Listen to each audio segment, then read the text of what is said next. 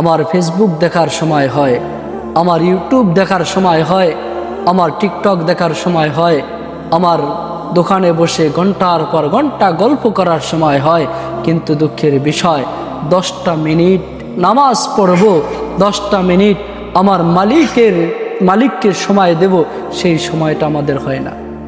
সময় সবচেয়ে দামি একটা মূল্যবান সম্পদ। আল্লাহর নবী বিশ্বনবী বলেন, কাল কিয়ামতের ময়দানে আল্লাহ রাব্বুল আলামিন 5টা বিষয় সম্পর্কে জিজ্ঞাসা করবেন। এই 5টা জিনিসের যতক্ষণ পর্যন্ত জবাব দিতে পারবে না, ততক্ষণ পর্যন্ত একটা মানুষ জান্নাতে যেতে পারবে না। তার মধ্য থেকে 1 নাম্বার প্রশ্ন হলো, 1 নাম্বার জিজ্ঞাসা হলো সময় সম্পর্কে। আল্লাহ তাআলা জিজ্ঞাসা করবেন যে তুমি তোমার সময়কে কোন কাজে ব্যয় করেছো।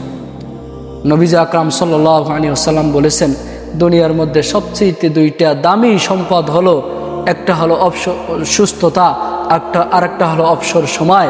কিন্তু দুঃখের বিষয় এই 2টা নিয়ামত মানুষ অবহেলার মাধ্যমে কাটায়া দেয়।